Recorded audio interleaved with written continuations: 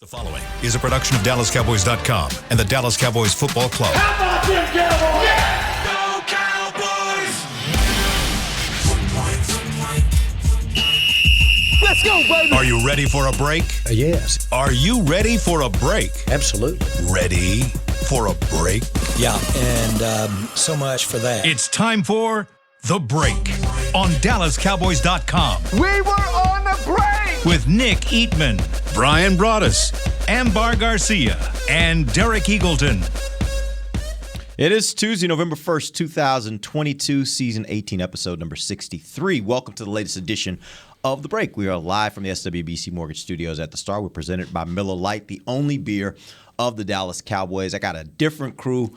I ain't going to say a better crew, but maybe y'all a better crew. With me today, just slightly. We're going to have some fun this week. For the next 2 days, we've mixed up all of our podcasts. And it gives you guys that are out there listening an opportunity to be able to get some exposure to different people from different shows. If you normally are listening at 11, you may not know who these people are who are here with me. Hopefully you listen to all of our podcasts so you know who everybody is. But I got Barry Church, I got Iisha Morrison with me. Love what you guys are doing right now on Boys Talk, Girls Talk, Boys Talk. You guys are killing it, Aisha. Yeah. And obviously, Players Lounge been around for a couple years now. You guys are doing great stuff over there too. Oh, you gonna give me the shade? You know how they do. When y'all celebrity can show up, you know we call Danny the celebrity. When he actually can show up, y'all got a great show. No doubt. But we're gonna have some fun these next couple days. We're gonna do a lot of media review kind of stuff. Okay. Today, I got a lot of questions for you guys, just kind of giving people a good sense of what your takes are on this team halfway through the season, which is really kind of the beauty of what we do here. It allows us to kind of mix up some different opinions that you guys may have on your shows, and sometimes you start thinking that that's kind of the prevailing opinion, and then you get on other shows with other people, and you're like, oh, wow, y'all see different. So it'll be fun. We'll have some fun here. Real quick, though, I do want to first talk about trade deadline. That happens today at 3 p.m. It'll be the NFL has the deadline set. Right now, if you look across the Cowboys team, and I know wide receiver is the position that everybody's talking about, but let's say outside of wide receiver, what position do you think on this team can be best improved by maybe looking at an opportunity to go and make a trade? Go ahead, Barry, because I'm thinking. Are you thinking a little bit? Yeah, I'm thinking over here. We're talking about outside of wide receiver, because we're going to assume wide receivers on your list. Yeah, because that group ain't getting no separation. Yeah, right. They ain't getting no separation right now. But I'm going to say this. I like what they did along the defensive line, bringing Hankins in there, because we know right now that Cowboys defense is struggling against the run. I think they're like 20 or 21st in the league right now against the run. And for them to go to where they want to go, that's not going to work. So I like what they did there, bringing a guy in there that can stuff the run up. To me, I would love to see them do something at the second level, the linebacking crew. Now, I understand we got LVE there, we got Anthony Barr out there, and we got a lot of young talent underneath them. Cox, Damone Clark had his first couple snaps in there this last game. But to me, I think we just need more of a downhill guy, kind of like a Roquan Smith, but he's gone on the other side. I understand all that, but I love his mentality when it comes to the run game. Downhill, when he hits you at the point of attack, you going down. It ain't no leaky yardage involved, and that's where I see a lot of our linebackers. They may be in the right place at the right time, but when they get to that point of attack, it's a lot of leaky yardage, 2, 3, 4 yards down the round. Then they're bringing them down. They're tackling them like it's a safety out there. To me, I need my linebackers in the run game, running downhill, stuffing guys right in the mouth, hitting them right in the mouth. And right now, Anthony Barr, LVE, they're having good seasons, but I just don't like the aggressiveness. I want to see some more aggression out of both of those guys. So to me, I would like to see them make a move right there. And it doesn't have to be a big splash guy that comes in and has to, do 80 snaps a game or anything like that, but just somebody who can bring that attitude to the defense. Because I feel on the defensive line, you got Tank Lawrence, you got Parsons who can bring that thump and bring that attitude to him. And the second level, you got Wilson, you got a Curse back there who's thumping and bringing that pain. That second level right now, I just don't see it. So to me, I'd like to see them do something that linebacker. Real quick on that note on linebacker before we get to you, Aisha. I want to talk a little bit about that from the standpoint of linebackers. Oftentimes we've seen these linebackers particularly get swallowed up, can't get off blocks. We've seen a number of big plays that happen in the run game because they can't get off blocks.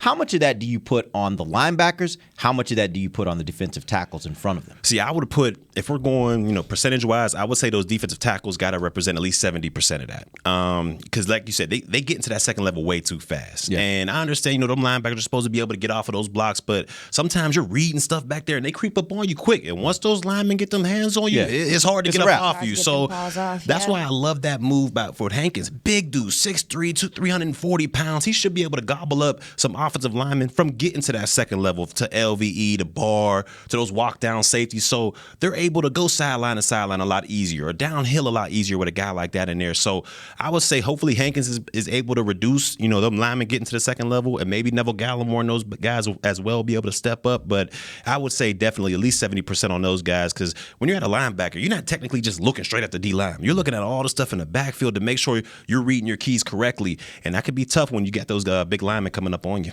All right, I don't want to make nobody mad. No, it's all I don't good. want to make nobody It's mad all with mine, good. but I think, well, number one, what you have going on in the safety room right now, I think is great. You got the young guys behind Malik Hooker and those guys with them. And so you have Marquise Bell and Israel Mukwamu, those guys. But, I mean, I know y'all saw on Sunday, you had a lot of safeties, go out injured and stuff like that. And when you look at the free safety spot after Malik Hooker, there's not a definite guy that can come in there and, play that backfield, I guess you want to say. Like, granted, you do have those young guys, but when you're asking a guy to go out there and be like, I'm the guy back there, single, the Cowboys play a lot of, single high. So it's just like, hey, whoever's back there is going to have to do their job. So with that being said, I think that maybe you could bring in another secondary player. Okay. I think that you've seen teams, this is no slight to them, but you've seen teams go Anthony Brown early.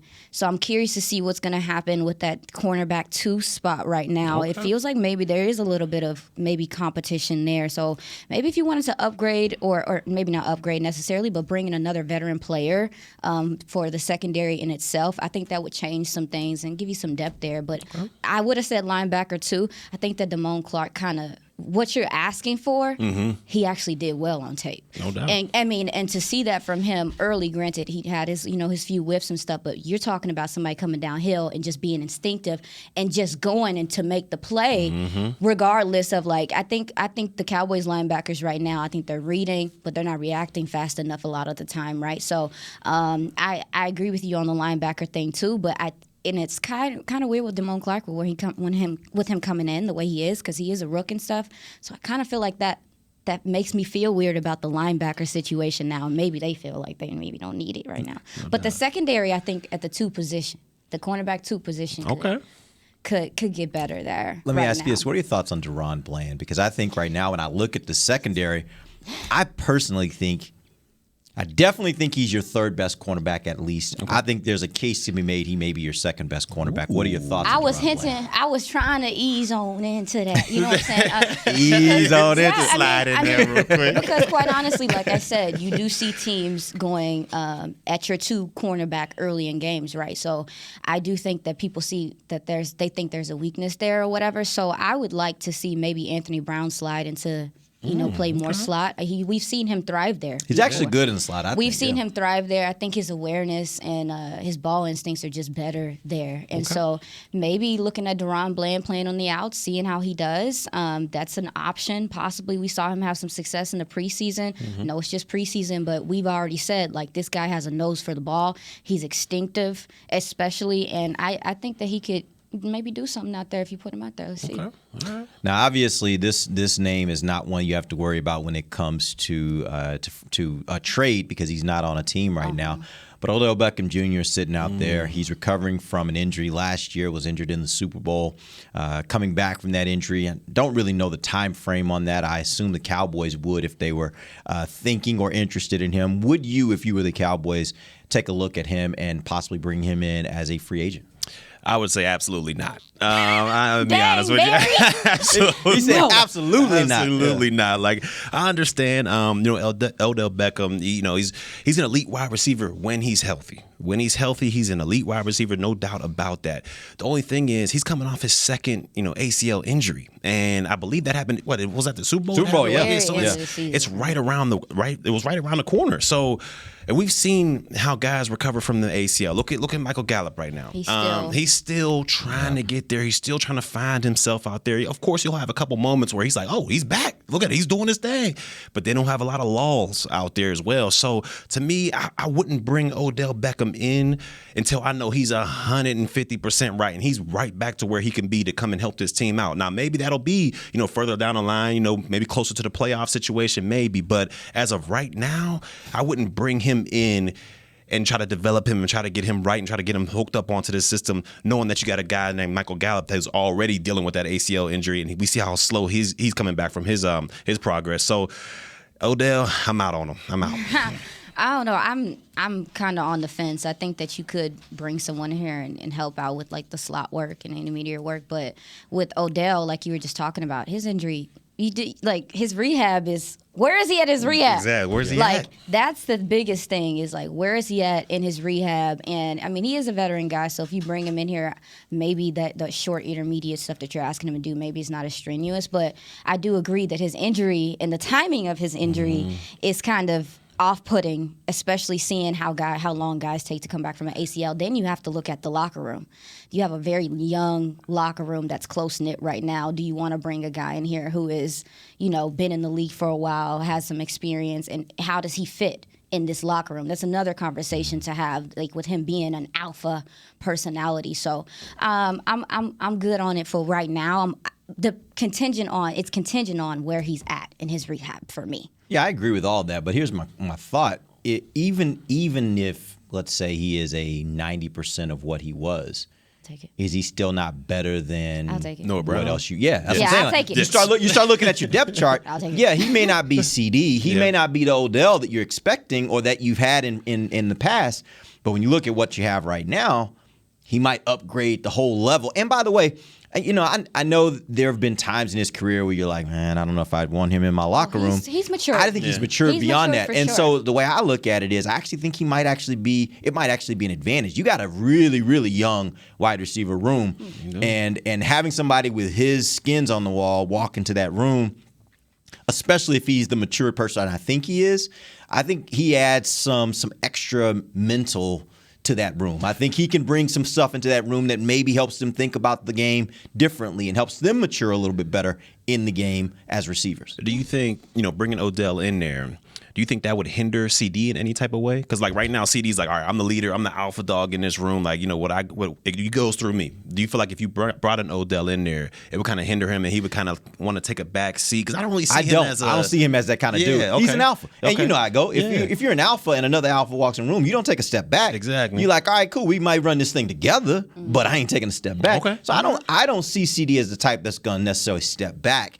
I think he will say, okay, that's a vet. I'll learn some stuff from him. So I'm open to that. But at the same time, I'm not going to step back and just kind of abdicate everything to him. That's the way I look at it. Nah, and to your point, like when you talk about bringing in possibly an Odell, it truly just the threat of him on the field may change things for you as well. It just may open up things like say what you want to say, but this guy is respected in the league. And granted, he is coming off of an ACL, but his speed is something people have always talked about. And you're looking for it right now. I think a receiver, you need someone to take the top off right now. You need a vertical threat. So I don't know. Let's see if people are open to Odell being a Cowboy. That would be an interesting That would be crazy. I mean, the would be lights, interesting. camera action, they can do it. He would love it. And I'll be honest with you, man. Like, we got to have somebody in this wide receiver room that can consistently beat man-to-man coverage. Because right now, CD's getting that double. Everybody's knowing, like, all right, if we take CD away, what can these other guys do? And right now, Noah Brown, he had a couple games early on that, wow, he's doing his thing. you But missed him this week. can he be consistent out there and beating that man-to-man coverage? Because we know teams are going to do. The Cowboys, they've been leaning on their strengths, which is the defense and that run game. Yep. Eventually, they're going to run into a team where they're going to stack the box and they're going to shut down that run. You're going to have to open it up.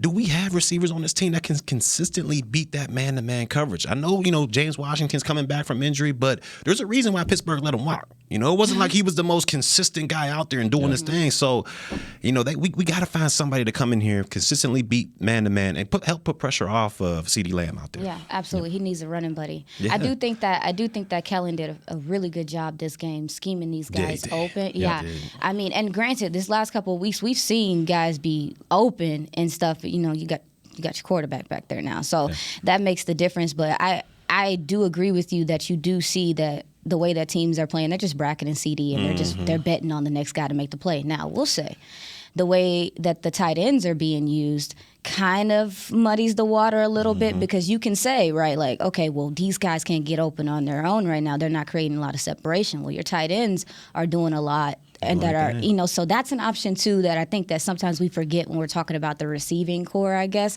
You do got some guys out there. Dalton Schultz is coming along like since Dak's back. So, I agree. Like, there's something to be said about what's going on with the receiver core right now. You see improvement, but is it going to be enough when you start playing those teams that can lock down and load the box and do all that stuff? All right, we're going to take our first break. When we come back from that break, we're going to launch into our mid-year review. We'll do that when we come right back. This is DallasCowboys.com radio. Todd thought it would be secure to jog in the cheetah savanna. Todd believed the big cat repellent he bought online was reliable. And now, Todd is trying to be faster than this cheetah that can run 80 miles per hour. But the good news is, Todd has AT&T 5G that is fast, reliable, and secure. And he learned the best thing to do is stop running and toss her the backpack with the beef stew. AT&T 5G. Fast, reliable, secure. It's not complicated. 5G requires compatible plan and device. 5G may not be available in your area. See att.com/5G for you for details. What do you call a group of grown men and women with their faces painted silver and blue who get together every week to share a 3-hour-long ritual of jumping, singing, and toasting Miller Lite in 10-gallon hats while yelling, "How about them Cowboys?" You call it Miller Time in Dallas. Here's to the Cowboys. Here's to the original light beer. It's Miller Time. Celebrate responsibly. 2021 Miller Brewing Company, Fort Worth, Texas.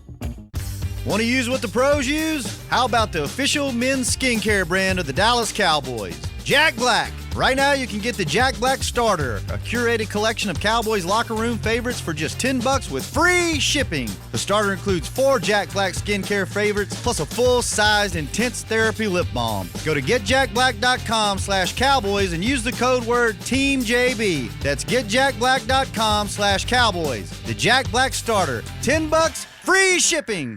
When you build, you start with the foundation. And home ownership is a foundation of a stable future. The Bank of America Community Home Ownership Commitment has helped over 34,000 people lay the groundwork so far, with up to $10,000 towards your down payment or 3% of the purchase price, whichever is less. The satisfaction of owning your own place can become a reality. Visit bankofamerica.com/homeowner to learn more. What would you like the power to do? Bank of America N.A. Equal Housing Lender. Credit and collateral is subject to approval. Restrictions apply. This is not a commitment to lend. Back to the break. Limited tickets for the remaining home games of the 2022 Dallas Cowboys season at AT&T Stadium are available now.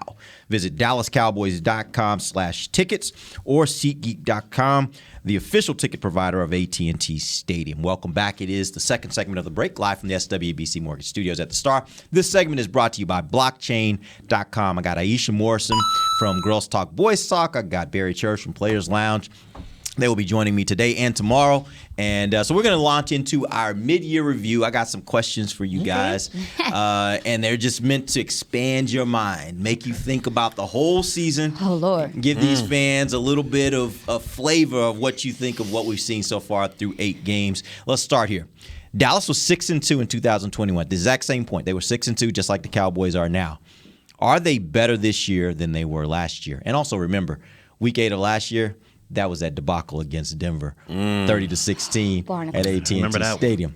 That being said, are they a better team now than they were last year? Well, to that point, I think that when you look at what the Broncos did against the Cowboys last year with that too high shell and how hard it was for the Cowboys to offensively figure out how to beat it, they're figuring out ways to beat it this year. You saw that especially last game. Like the too high shell is not as – I think Dak is just reading it far better. And then I think what you're getting in the run game. Last year, a lot of that worked because you could not run the ball. Yep. You literally got to a place to where you could not run the ball. So teams are just like, let me just drop 6 in coverage and see what you're going to do. So I also mentioned yesterday on our show, I think they're battle-tested in a different way to start this season, to make it through not having your quarterback. You've had quite a few key injuries. I mean, we keep mulling over the fact that your starting left tackle was not supposed to be your rook, right? So, I mean, you have guys coming in here You had a lot of young guys play early, but I think also they've seen quite a few different, like you've seen some of the best receiver cores in this game. You've seen some of the best offensive lines when you start talking about run blocking in this game. They've seen a variety of different looks early in this season that I think is such good teach tape that they may be a little bit more battle tested going into, the playoffs this year or going into, the second half of the season. So to me, with what they've had to overcome and how things have transpired, especially the coaches, for sure, I think that they're at a better place this year than they were last year at this point. I think you're 100% right. I mean, you talk about, this offense being battle tested. You had to go through a 5-game stretch with Cooper Rush as your starting quarterback. Now, if you would have told me, week 1, we're going to lose Dak Prescott for the next 5 weeks and still, have a legit chance to make the playoffs, I'd have thought you were crazy, but Cooper Rush, here we are, and he was able to hold it down. I think he went 4-1 during that stretch, which was remarkable. So to me, offensively, I don't think we're as explosive as we were last year, but I think we're a much better unit overall because we have more ways to beat you. If you're going to stack that box, we still got Dak Prescott out there who's able to move the ball down the field. Now, we also have a run game that we didn't have last year, like you just said, with a two-headed monster out there. So offensively, I think we're not as explosive, but we're better as a unit. And then defensively, I think, I'm not going to say heads and tails about what we were last year because they were getting a lot of takeaways last year. But once again, as a unit, this team is playing remarkable. I mean, you don't see any mental mistakes out there. Last year, you seen a couple busted coverages, receivers running wide open. That's how the teams got points on this defense. But this year, you don't see any of that. And the way they're able to rush the passer, I mean, it comes in waves. You see, DeMarcus Lawrence and Parsons, all right, they're out of the game. I can take a break. Nah. Here comes Armstrong. Here comes Fowler. Like, you got Odigizua in there. Neville you didn't even talk about Sam Williams. It's Sam Williams. I'm like, you missed him. Oh, my, I'm missing that. So it's just like the waves they're able to come at these offenses, it's unbelievable. So, and that's a secondary. I mean, like I said, overall, you got Diggs. Brown, he has his up and downs. But as a secondary, I think they're playing extremely solid. They have a great quarterback back there and Curse and those safeties. So to me, I think as a whole, this team is playing better than it did last year. But defensively, I mean, this team is blowing my mind. I've never seen, as far as since I've been here in the Dallas Cowboys, it's always been offense. The offense is the leader. They're the strength of this team. This year, I mean, Dan Quinn got those guys moving in all cylinders. I mean, and it's remarkable. So, to me, as a whole, I think they're playing better than last year, and they have an opportunity to go longer in the playoffs if they are to make that because, like you said, they have multiple ways to beat you on offense. And on defense, if you can rush the passer like that, I mean, you stand a chance in every single game out there. And they tell you what travels best and what winning teams do best in the playoffs is run the ball and have solid defense. And that's exactly what the Cowboys have. All right, next question. Bigger surprise. I got 3 names for you. Tyler Smith, Terrence Steele, or Noah Brown. Bigger surprise. I love the SpongeBob reference. I love it. I love it. All right, so I would say, dang it, say it again. What was the option? Bigger surprise. Tyler Smith, Terrence Steele, Noah Brown. Oh, okay. So I would say my biggest surprise, I guess my biggest surprise would be out of all those is, I mean, maybe Terrence. I guess Terrence. I guess Terrence, and I'm gonna say Terrence, not in a negative way, but just the level he's playing at right tackle is. I think it's better than a lot of people expected. A lot of people expected for him to maybe fall off a little this season also. So I think the development he's made in that right side of that offensive line being somewhat dominant is making a difference in this run game. I would say Terrence, I guess. I would say Terrence. Like, yeah. I like that. And I'm going to go the counterpart. I'm going to go Tyler Smith. And the reason I'm going to say Tyler Smith is if you look at it, man, this guy was raw. He's super athletic, super talented. But as far as technique goes, when I'm talking to Big Nate Newton, he's a raw candidate out there. He's just raw out there. And for him to come out there, he was one of the most penalized offensive linemen in all of NCAA when he came out.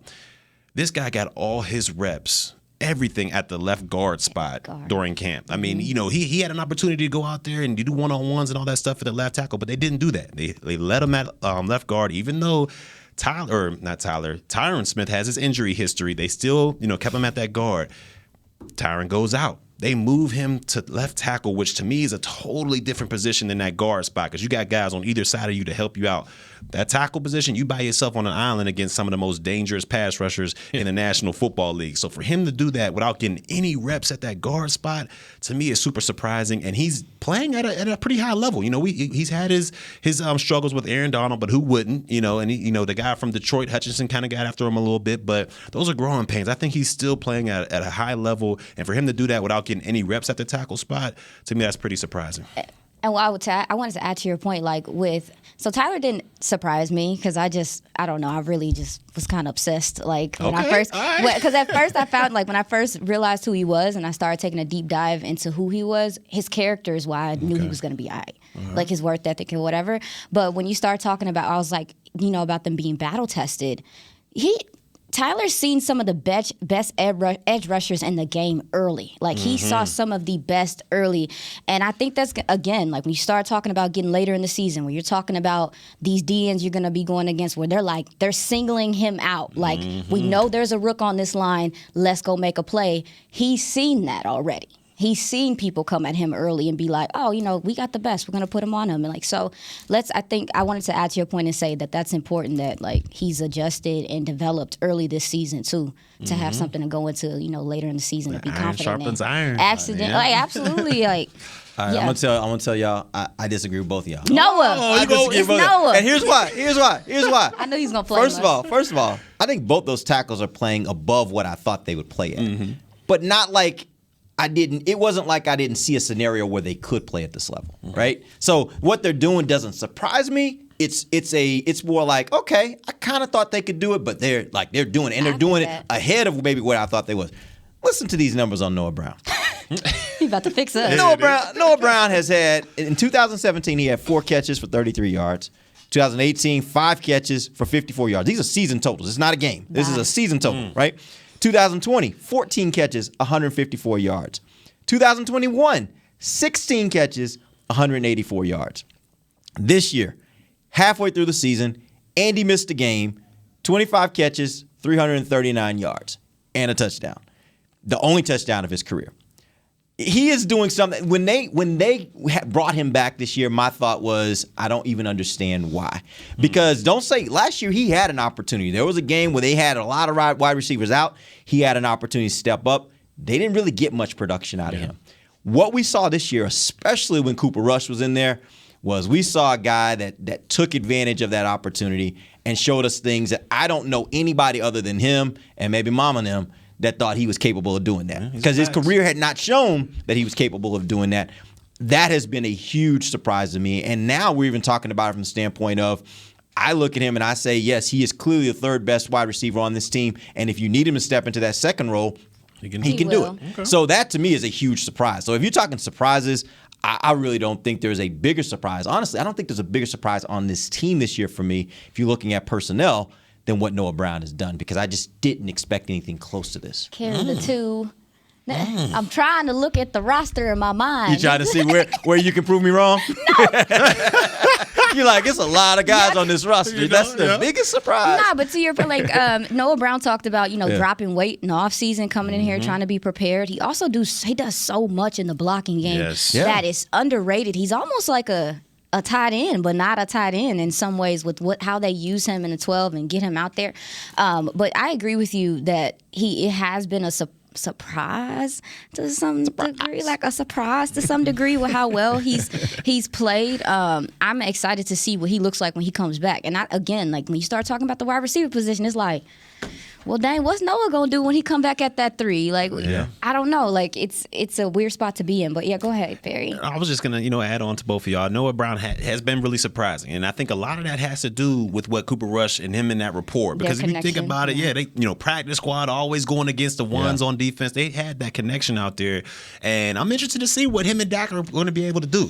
Can he go out there? I see him as a guy that can make those contested catches, like a possession guy. You need to move the chains. He might not bust you for a 50-yard gain or 60-yard gain. He'll get you those 10s. He'll get you those 15s. And he ain't going to get a lot of yak yards, but he going to catch that football. That's actually a great point. I've never really thought about it like that, and I know it's going to sound really crazy, so forgive me before I say it, but it might have actually been a blessing in disguise that based on not having Michael Gallup early in the season, that you also didn't have Dak Prescott, because Cooper Rush and Noah Brown, the chemistry that they have, actually may have served you well and may have served you better than what you would have gotten out of Dak and Noah.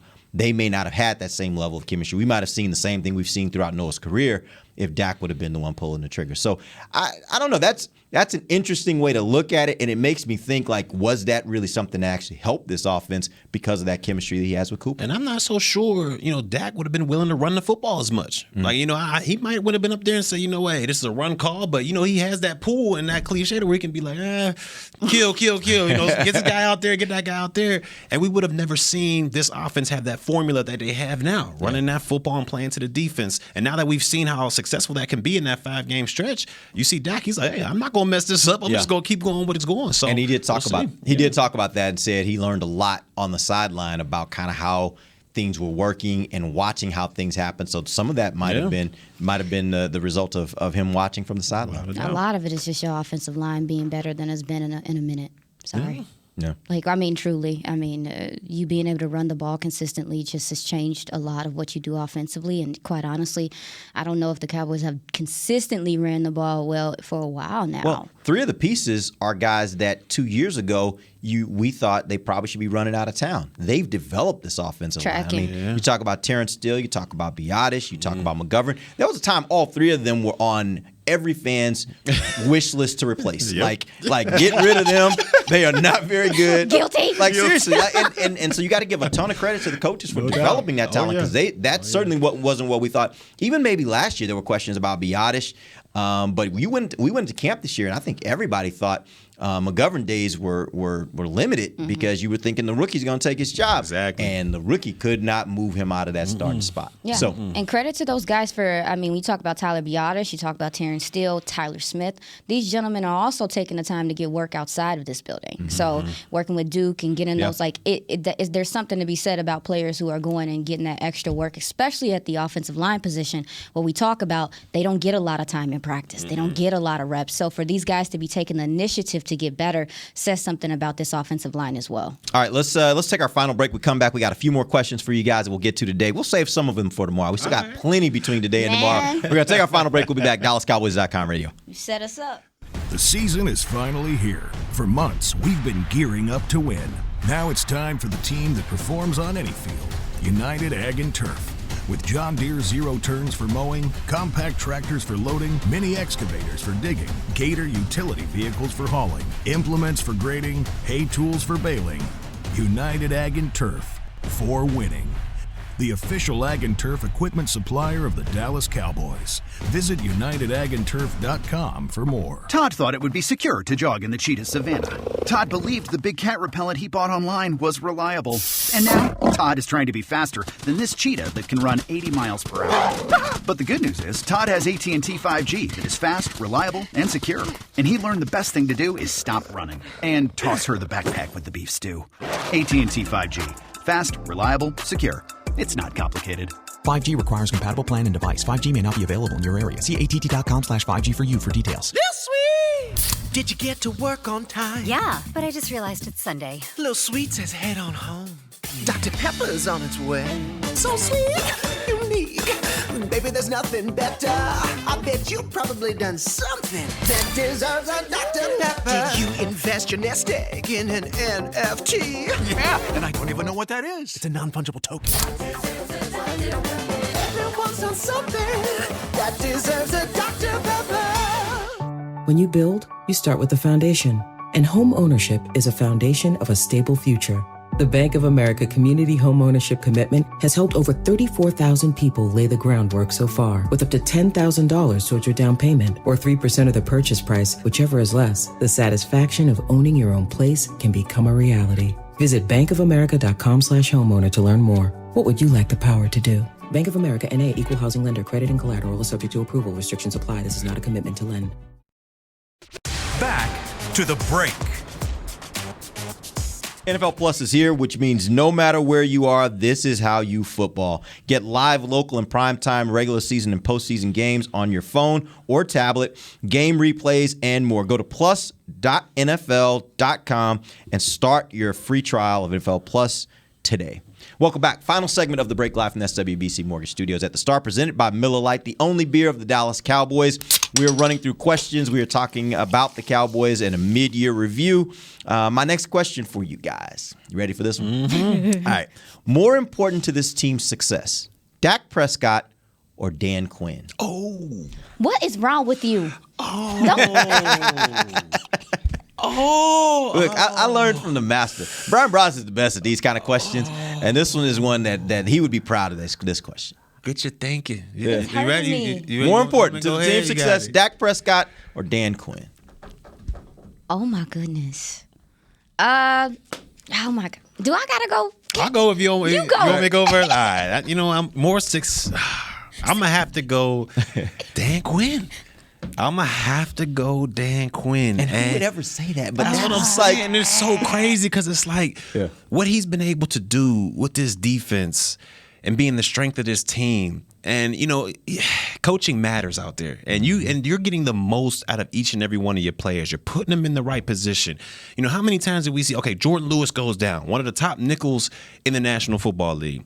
Deron Bland, a rookie, steps in, already has an interception under his belt. He understands the defense. And I feel like Dan Quinn, when he gets the most out of these guys, because his system, what he does with them, he makes them understand it. Like, all right, these are your strengths. These are your weaknesses. These are who you need to lean on. And he does a great job doing that. And he's built this team up. So I feel like if we don't have him in there, I'm not saying that, there's coaches underneath him that would be able to do, a decent job as well. But the way he's calling this team and the way he's getting his defense going, I just don't see an offense being able to exploit this defense. So we had that 5-game stretch, with Cooper Rush. Not saying that he could be the guy and take us as far as, Dak Prescott could, but I still feel like we'd have a better chance with a Dan Quinn defense rather than, Prescott being in there and being the guy. I got to go with Dan Quinn on this one. Yeah, I'm going to agree. Ooh. It hurts. It burns. It burns. But I'm going to agree because it's also, too, you look at what one thing I loved about the Cowboys when they hired Dan Quinn is that they got him in here before the season started. Mm-hmm. And he was able to kind of put his imprint early. So he was here through the draft. You could see his imprint on the draft. You've seen his imprint on the draft. You've seen his imprint on the free agency signings. Mm-hmm. You've seen. And so this has been a real, a build in a way. And to see the change in when you think back to 2020, when you think back to this defense. The dark ages. And to flip it that quickly, but also, too, I think we talk about the Cowboys all the time and people talk about culture and all this stuff. I think for sure that Dan Quinn is a huge part of this culture change, and obviously Mike McCarthy as well. But I would say, just because of what the locker room, how they talk about him, and we've seen guys improve with him. When you talk about coaching, you look at this secondary. Some of these guys were here when there were other coaching staffs here, and you weren't getting that production. You weren't getting these same looks. You weren't getting the same, versatility there. So, and I also feel like if you don't have Dan Quinn, maybe you don't see Micah do what he does. A lot of coaches looked at Micah in the draft and they saw what he was capable of doing. Dan Quinn saw what he was capable of doing and made it work. He also threw away his whole playbook from when he was in Seattle. So not only that, he came in here and he solely built this defense based off of the players he brought in here. And I think that is very difficult to do when you look across the league. Teams struggle to draft and develop. You struggle with coaching, locker room issues, and that's not something you see here. I think he's a big part of that. Oh, yeah. Okay, so I'm going to change it up a little bit for you. Is Dan Quinn most important to his team's success because he has Micah Parsons? Without Micah Parsons, would he be able to do the magical things that he's been able to do so far with this defense? So I would have said that maybe last year based off of how they were using Micah Parsons coming from the linebacker spot and rushing and how they used him now. But now that they're using him, granted, Micah's nobody to sleep on, but now that they're using him at edge a lot more, I do think that the way that they were using him last year was a little bit more mystique, I guess, if that's the word. I don't know if that's the word. You didn't know where he was going to be. You didn't know where he was going to be. But now this year you kind of know where he's going to be. I think that kind of takes a wrinkle away in some degree. So I'll say that maybe I think this defense, I say all that to say I think this defense can still thrive. Maybe not the same exact way. I think they thrive more when you don't know where Micah's coming from. I would have to say without Micah, I'm not going to say they're going to take a huge step back, but they would definitely take a step back. Absolutely. Because granted, he's probably top 3 defensive players in the National Football League, but not only that, he's creating so many more one-on-ones for everybody else on the line. Like, D-Law, Dorrance Armstrong, Fowler, those guys, they're getting a lot of one-on-ones, and they're able to take advantage of that. And I don't think you get that without Micah Parsons being there. Like, if they kept him at linebacker or if he wasn't on this team at all, I think it would be a different story. So, to me, he's a top 3 defensive player for a reason, and I think he just creates so much more for everybody else. And then you talk about being in the secondary. When a quarterback has to make a decision like that, and he's like, oh, man, I'm looking at Parsons, but I don't know who I'm going to, it makes your job a lot easier in the secondary. So with that guy being there, everybody else's job is a lot easier. They wouldn't take a huge step back, but I think they would definitely take a step back. Osa mentioned that yesterday in Crosstalk. He said this is the thing about rushing the passer with the Cowboys. If you don't get there before Micah does, you just not gonna get it. Yeah. And that was crazy to me, like hearing him say that. Like everyone's like, when you're rushing, if you don't beat Micah, you're not gonna get the sack because he's up the competition, there. So I agree with you. Even that fumble recovery. Exactly. Were you about to say that? Yeah, the way his motor is. Yeah. Like you see talented players, they're like, all right, well, it just wasn't my turn.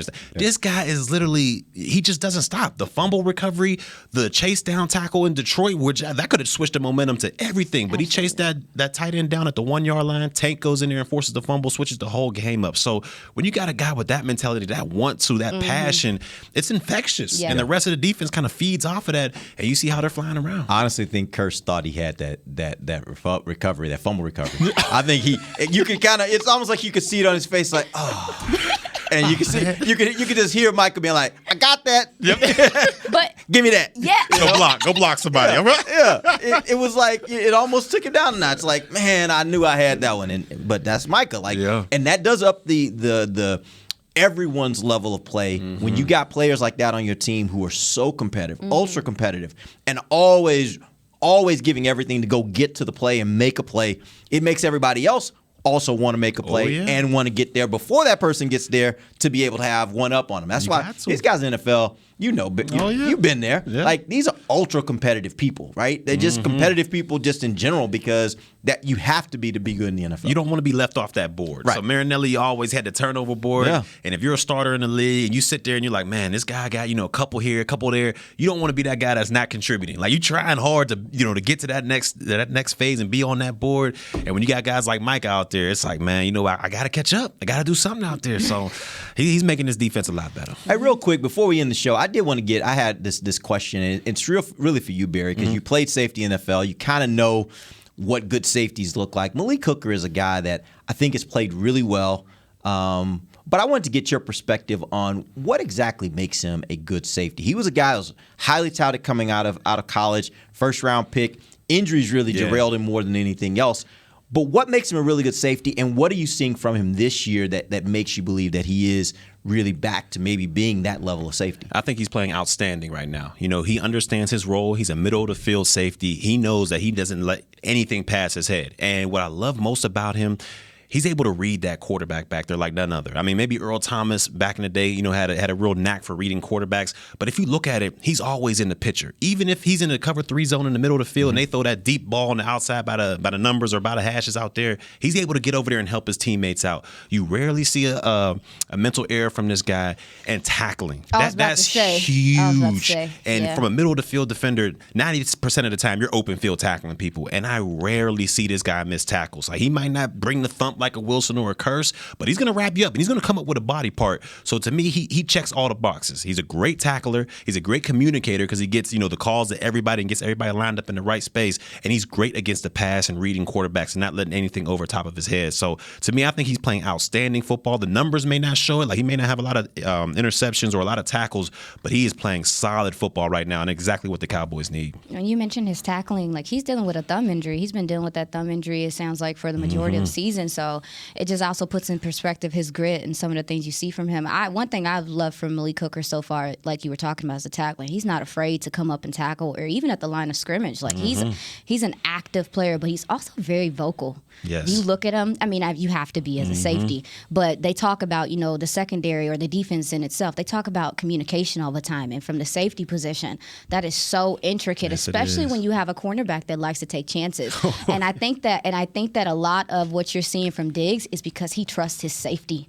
He trusts his safety. He trusts a little bit more than last year, you know what I'm saying? But yeah, he trusts that safety a lot, and I think that's important to what they're doing defensively right now, too. All right, that's a wrap, man. It's been fun. This has been fun. Y'all Time goes fast. Y'all give some good answers. All right, so we're going to be back tomorrow, and we'll have some more questions for these guys. We're going to do some more wrapping up of this mid-year review. Until then, for Barry Church, for Iisha Morrison, I'm Derek Eagleton. This has been The Break, live on DallasCowboys.com radio. This has been a production of DallasCowboys.com and the Dallas Cowboys Football Club. How about this, Cowboys? Yeah!